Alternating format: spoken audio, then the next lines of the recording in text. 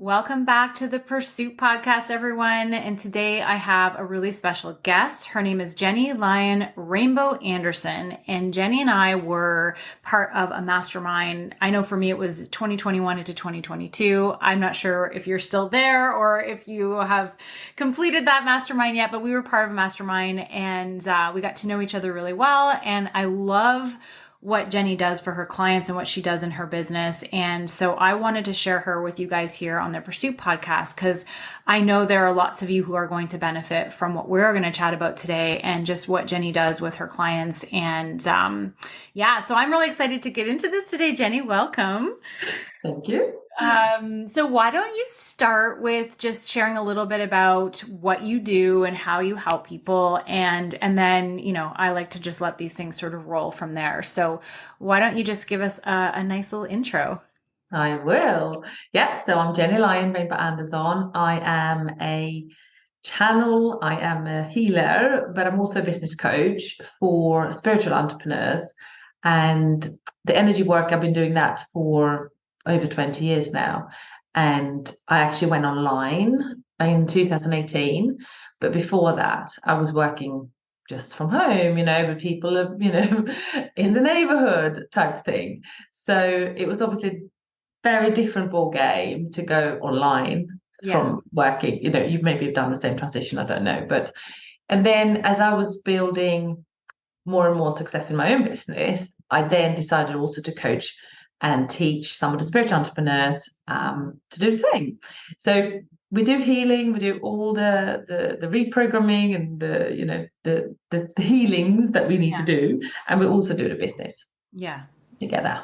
Yeah, I love that. I think there's a lot of people who, especially in the coaching side of things, as entrepreneurs, they build something for themselves, and then they're like, people, I know for me, it was like that. I built something for myself, and then I had all these people going, how did you do that? How did you do that? How did you get your stuff set up and whatever? And then before you know it, you're basically business coaching because you have so many people asking you, how did you do that?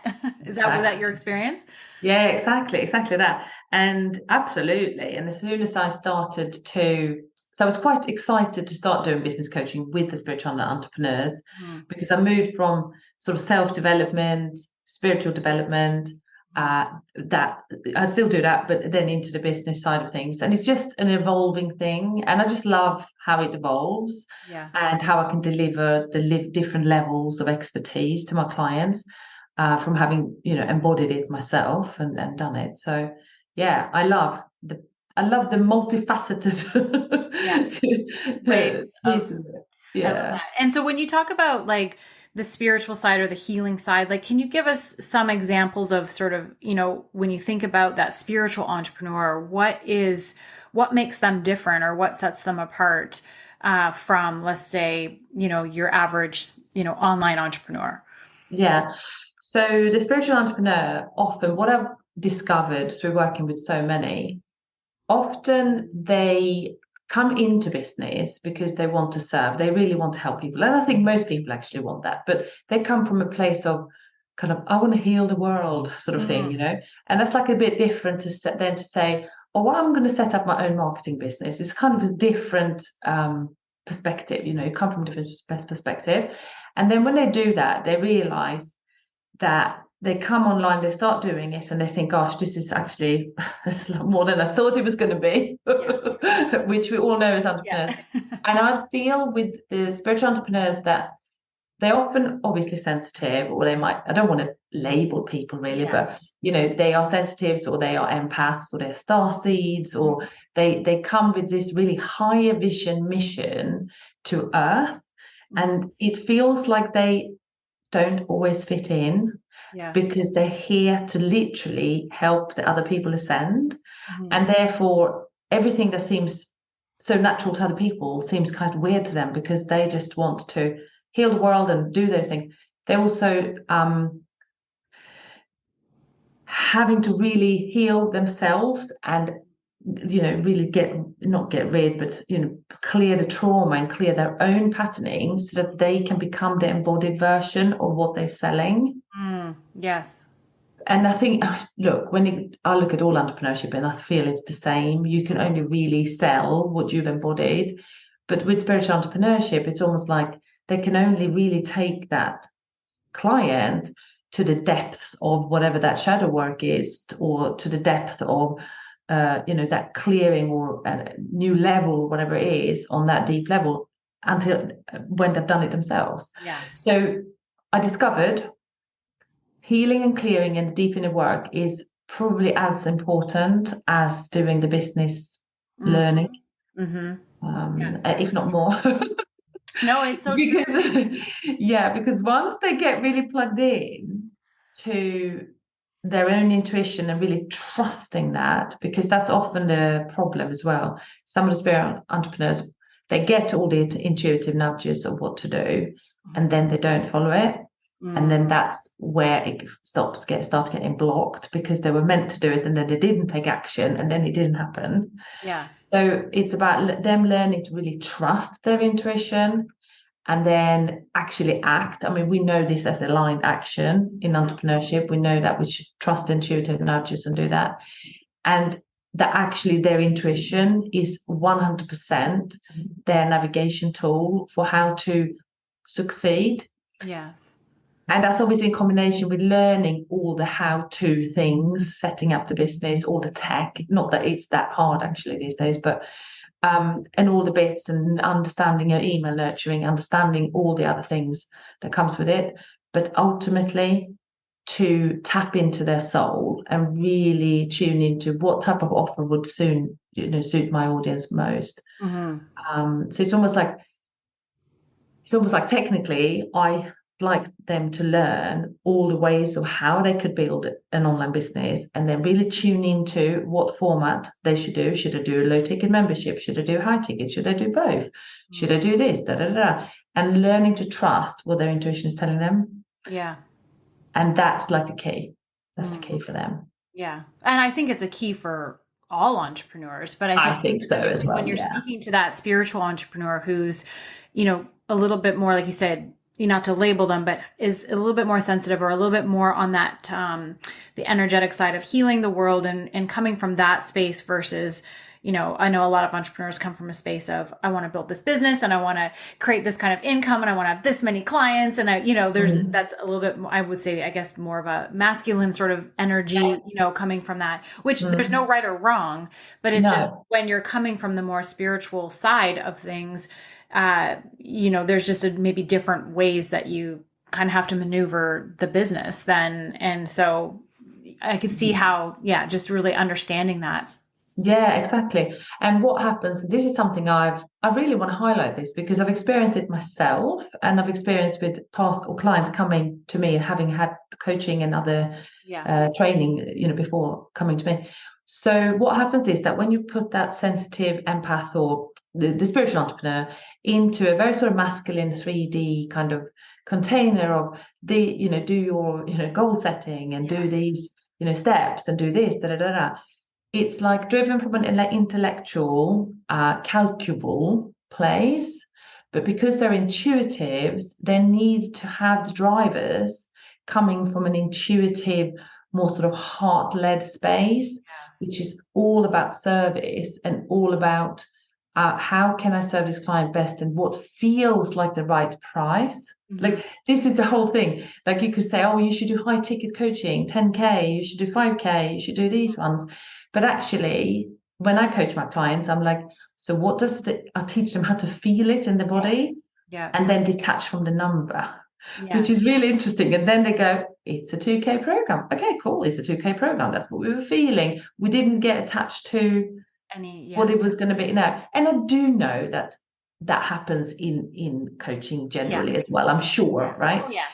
But it's just so intuitively led as opposed to masculine sort of structured. And that's what, like, I think, like, like I was saying earlier, it's like everybody needs to, I think, lead through their intuition. Like, I believe that, and it's taken me a long time to actually even personally understand and trust that. When I started my business, I was very like, I wanted to hire the coach that had the strategy. I wanted to implement what they were doing because it worked for them. It's going to work for me. And then it only got me so far, and I got stuck in my business. And it wasn't until I started doing that inner healing, that inner shadow work. And I want to talk about that here in a second, but it wasn't until I started doing that work, going like, and trusting myself and trusting my intuition, that everything started to change for me. Now, two things I want to ask you, actually. One, I would love for you to talk about shadow work, because you did mention that, and I'd love for you to give a little bit more insight on that. And then two, I experienced this, and I would love to hear your thoughts on this. As I started doing that inner shadow work, everything started to, like, my business actually really slowed down. And it actually almost like, it was like I was in this void of like, I was like almost like between two worlds. It was like I had been doing this like massive masculine strategy energy. And as soon as I started to tap into the inner work, it felt like everything was falling apart. But I do believe that it was actually setting me up. And so I'd love to hear your thoughts on that too. Yeah, no, so exactly that. So what happens is that when we dismantle the matrix that you've created in your own life that is built on masculine energy, then there is the time where there's a transition of your whole, not just your mind, but your whole energetic system has to readjust to a new vibration almost, or like a new way. And that creates that void, or that sort of pause, that sort of time of reflection often. And that's all feminine energy, really, feminine reflection, time to pause, time to, really take it in, understand what's going on, feel yourself through what's happening, and using that instead. So it's really common. Often they say, with healing as well, we talk about something called a stupa. And the stupa is, if you imagine a spiral that goes from the bottom and up. We're on a podcast, so I can't really show what it looks like, but it's a spiral that goes from the bottom up. And then every time you do a healing, you go up one, level on the spiral. But there is a little dip, before you go up to the next one. So that little dip is the healing stupa. And in that little period, that's when you detox, that's when you readjust, that's when you feel maybe a bit icky and like a bit, all the stress and all the negative self-talk, all the judgment is coming out, all the things that you would have to let go of. And then you go up again. And then these dips on the stupa get less and less. It's like you go to your next level and you're like, oh, the stupa, my little dip was so little this time. Last time it was like 2 weeks. Or 2 months. This time it's only 2 hours, Oh, but that's kind of the idea. So my stupas now look like, I don't know, I might have half a day or a day sometimes where it's like, oh, this is interesting. So, and then I move swiftly through, because they get less and less, you see, the more you do. I love that. And then the shadow work that we've talked about, both of us here, like what some examples of shadow work, because I know I've talked about it on the podcast before, but I would love to hear your explanation of kind of what that is for somebody who's listening that's like, okay, I think I need this, but I don't know exactly what I'm supposed to do. Yeah. So shadow work is all the things that we feel disgusted by in ourselves. So that could be anything from shame, guilt, anger, being a good girl, sort of thing. Anything to do with past things, to do with abuse or trauma, things that we have buried, things that we are not proud of, basically, parts of ourselves that we don't like. So it could be things like, I could be quite controlled. I'm not so controlling now. I used to be very controlling.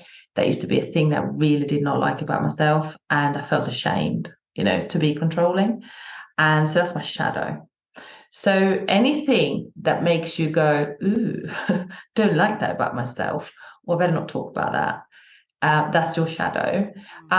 It can manifest as if somebody come to me and said, oh, I really want to work on my shadow. And they say some examples. And then I might say, and I have a terrible headache every time that happens. So then I will actually work with them, with their migraine, whatever that is, as well as the shadow, because sometimes the shadow will manifest in the physical body as a thing, of course. Yeah. So this is how illness appear, in our bodies. So we do all of the aspects, then the mental side of it, the physical side of it, and then whatever else needs to, comes up. It might be past life, or it can be so many things attached to this one shadow as well. It's not just one, it doesn't come from one place. Yeah. Yeah. So then we look at it from all the places, the multidimensional aspects of it, if you like. Yeah. No, and it's so important because you don't realize, I know for me, I didn't realize how much of the shadowy sides of me were actually controlling my results and Yeah. stopping me from actually creating what I really wanted to create. And it was like, I've somebody said this to me, like whatever's going on in your life, it's always you. Like there's only you is what they were. And I was like, it's so true. And it was like, when you come to terms with some of the shadowy stuff and you realize like, oh, these results I'm getting in my life are happening because I have these thoughts or I have this thing going on inside. And as hard as it has been for me, and I feel like this work is probably never done, but as hard as it has been for me to go inward and look at some of these things and bring up some of the things from my past and my childhood, and there's our moms and our, Icky bits. yeah, right. And you're just like, oh, I don't want to go here, but that if you do that, the clearing of it, it's like when you get to the other side of it, it's so much better. Like Absolutely. It's so much better. Yeah.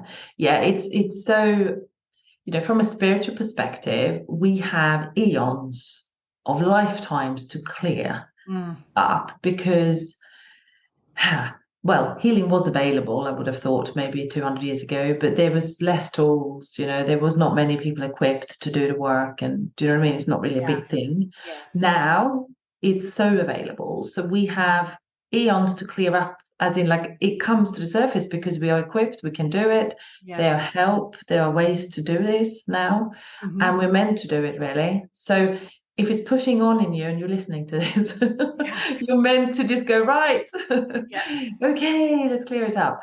The other thing I want to say about it as well is that people often suppress their shadow, like they suppress the negative sides of themselves because they just want to be light and positive and happy and a good person. Like, they don't want to say to anyone that they have these other things inside of them. So also, when you look at the past and history, it's almost like your acceptability of being a good human was only based on how of a good person you were. And if you had any dark sides or any horrible sides or any icky sides in you, you were then judged and you were not seen as a light person. So that sort of lack of accepting the duality within each of us then creates a big suppression and shame around the dark side. It sounds dark side. I don't mean it like that, but that. And actually, it diminishes our power. Yeah. So as soon as we release and heal and integrate the shadow, we come into full power. And actually, that is what's required in entrepreneurship. Yes. You have to come into your full power. And that only comes with accepting, working, committing, and healing the shadows and the dark sides of ourselves. And it takes a lot of self-care and self-love, because it takes, I remember the first times I was doing shadow work, I felt really horrible about myself. Do you know what I mean? Yep. I was like, really? Am I carrying around this? I look at myself as a light, beautiful light worker, amazing person. I'm not like this. So I felt really sort of icky about the things that we had done. But then as I was doing it more and more and more. Yep. That obviously sort of diminishes. Like, you're like, oh yeah, it's just a part of my dark side, fine. Right. So you get used to the fact that you are both, and that's okay. And that this is another piece as well. I really want to add this. We sometimes measure of how worthy and how lovable we are in relation to how much light we can hold. If we can accept that we are worthy, lovable, and completely ready now for all of the things that we have within us, whether they're dark or light, that also helps us being more accepting and receiving abundance, because we block ourselves from abundance if we think we're not good enough. So if we say, well, actually, I'm good enough, even if I have this XY set of trauma and I don't know, in the past, even if I've been a horrible person to someone, I'm still, and I regret it, and I ask for forgiveness or whatever, I still am worthy of all these things, because it doesn't determine my worth. And that is a big one in women. Oh, absolutely. Yeah. That's like, if you can say I'm worthy because I'm just breathing, my shadow or half integrated shadow and my light and all the other bits that comes with me, I'm worthy now, right? I think this is where people, when they do well, this is where they've gone there. They've accepted all parts. They've accepted all of themselves, plus the other things, like, we have strategies and we have other, you have a business, you've got to have an expertise, obviously. Well, but see, the thing is that when you can love yourself and all parts of yourself, good, shadowy, all the things, and you can feel that self-love, to me, that's alignment, and that allows the right strategies to come through. And that allows your intuition to speak to you, and that allows you to be able to do the things you need to do in your business easier. And that's what I discovered. Like that block you talked about, when you block yourself, like I felt that. And it wasn't until I started doing this work. And because the other piece that I wanted to add to that is that when you look at those dark parts, you bring attention to it, you bring it out of the hiding. And when you bring it to light, it has less power over you. Exactly. The ego's like, oh no, here it is. Oh yes. Oh, now it can't hide on you anymore and try and use it against you, Exactly. And that's what I discovered within myself. Yeah, go ahead. Yeah, absolutely. No, so, and also that happens so often.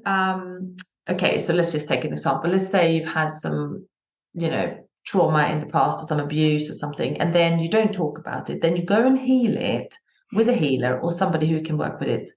And then at the same time, you bring it to the surface and you speak about it as well. Maybe not openly to everyone on Facebook, but maybe if you have a Facebook group, or if you have a community where you can share your experiences, then it's like so powerful, because then you've healed the piece that feels that you couldn't control. And then you're also talking about it and releasing the shame. Yeah. And that is so powerful. Like, that's like, you really have done a good job then. Yeah. And I think people sharing their story about things that have been holding them back release a lot of their power, because then Yeah, no, I agree. And so from an entrepreneur's perspective, when they work with you in your programs, like that's part of the work that you do. There's a lot of coaches out there that, teach the strategy and how to do this and that, but they're not actually taking entrepreneurs inside to do a lot of that inner work that needs to be done at some point in your journey. You're gonna run into it at some point. You know what I mean? Like, I almost run into that at some point. Yeah, I almost say there is two options. One option is to go and do all the strategies and learn everything and put your mind to it, do it in your masculine. I'm not saying you have to burn out, but just follow the things, put everything in place, do it, and not do the inner work. That will take you only so far. Or you can explore both at the same time. Yes. Because otherwise you won't get backlog. So when you do get to that point, when you're like, okay, I can only come so far, I can see that I'm blocking myself, now I have to do the work. Yeah. It could just be a massive backlog. So you might as well start now. You might as well. And actually, that is the piece that unlocks every entrepreneur, I'd say, to really, really higher levels of income. Because there's also belief around money. Many people I've worked with say, okay, well, my max salary, my max income ever was £150,000 a year or dollars, which is still a lot of money, but and it's almost like their ceiling can't be broken, because they're also programmed to believe that that's how much they can earn. So there's lots of subconscious stuff with the energy and the healings and the clearings that can be done once entrepreneurs get to that level as well. Deep in the work, clearing the trauma, doing those things, reprogramming, but also the money piece is really interesting, because this is an era of women entrepreneurs in particular, where we can make more money than any women of our history have done through our genius and through what we are really passionate about. So it's a really interesting time. And so your system is not like encoded with this kind of belief because it's not done it before. Your mother probably didn't do it, or your grandmother maybe didn't do it. Oh, there's going to be some who done it, but it wasn't the norm. That's So the energetic stretch to hold wealth is also another piece that has to happen so that that person can actually hold that level of wealth.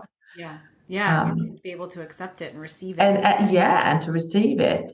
Because what'll happen if you don't do this work, and again, I've noticed this in my own world, is that you receive a big cash income month, and then the next 3 months, it's like crickets because you got it, but you weren't able to actually hold it. You know what I mean? And so then there's all these things that you manifested that actually, basically took the money, and the money, no more money came in, and then you were back to kind of where you were. Right. And you're not there the yet. lack of consistency. The lack of consistency that's a reflection in the energy often. Of course, if somebody has just starting out, it's a little bit hit and miss, they haven't got an audience, it's not going to be consistent in the beginning. But if somebody has been ongoing for a while and they've had consistency, and then they're starting to break to the next level and they then get very inconsistent, then it's an energy thing. Often not a strategy, only because they already got offers, they already know kind of what they're doing. They feel quite confident, they do lives, or masterclasses and things already. So and that's where that sort of void comes in. And I think that's like a sign too that that's where you've got some inner work to start moving into, because you've been able to create a result to a certain point, but then it kind of does this, and people who can't see me, but it kind of it turns over, it kind of gets messy, and it's like, oh, there's something there that needs to be cleared. And so, that's where, and I often believe too, like, you've got to start doing some of the masculine stuff as a new entrepreneur in order to discover where some of the things, the energetic things that are holding you back, because you might not know what those things are when you're starting out. You have to take action in order to find out what the blocks actually are. Exactly. So they only come up, and it's not in any particular order. It's like whatever is coming up for you, for your plan, it's individual. Exactly. This has been super, super helpful. And I think that this kind of conversation needs to be had more, because there's a lot of people out there teaching, the strategies, myself included, but there's also another layer to entrepreneurship. And I've said this from the get-go, is that your entrepreneurship journey is a personal development journey. It really is. It is. I was going to say it's a healing journey. It is. It is a personal development journey. Absolutely. And it comes with all those, because if you think of it, an entrepreneur is somebody who's has pioneering sort of thoughts. They want to be free. They want to lead and sort of push the edge. So with that type of energy, that only comes with like courage, making yourself better in everything that you do, finding new solutions to everything. That's living a highest potential. If somebody wants to live their highest potential, that means that anything that is holding the highest potential back needs to come to the surface so they can clear it. That's why it's a healing journey. And being open to change, right? Like, the people, and I've seen them in my family and in my life, where they're just not open to change. They're okay living every day the exact same, and that's their comfort zone and safety, and they're cool with that. Predictability. But entrepreneurs, you're right. It's a certain type of person who's just like, you know what, this status quo isn't good enough for me. I need more. Like, there's more. Exactly. I mean, the predictability, people live in the predictability because it's safe. Entrepreneurs don't want predictability. No. We want, maybe not necessarily the thrill, but we want to really see what is possible. What is possible? What's the potential of this, And that means we live out of comfort zone. because you can't live outside of a comfort zone and be predictable. That's kind of not. Yeah. It's like, but also it's important to say if somebody is really happy in their zone of predictability, great. Yeah. It's not something wrong with that. Yeah. That's Not everybody's meant to be entrepreneurs, and that's not okay. everyone. No. We need all different kinds. Yeah. Gennye, this has been such a great conversation. How can people find you, get in touch with you? Where, if they're feeling that energetic tug to kind of work through some of these things as entrepreneurs, where should they go? And what do you have going on in your world right now? So at the moment, so look, you can go to my website and get the freebie, of course. So jennylion.love, I'm sure you'll drop Yep. the, I'll put it in the show notes. yeah. I have recently, actually, I just want to say this, revamped my membership because my membership used to be a personal development, spiritual development membership, very valid in itself. But I've added a soul business startup category in there.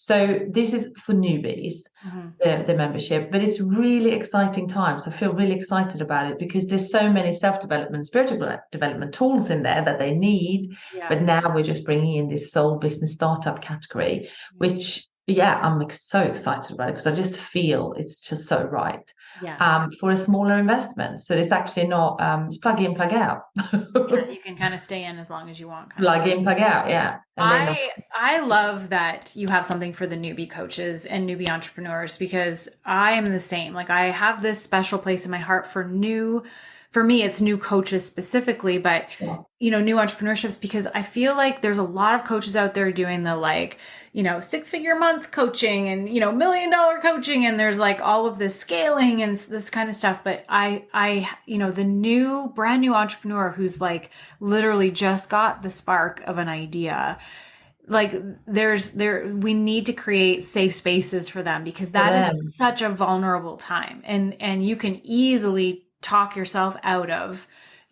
following your passion. And so having support like what Gennye provides and whatever, like that's the safe space where you're going to get what you need and be held during that very vulnerable time in the beginning of your business. Exactly. And, this is just an advice.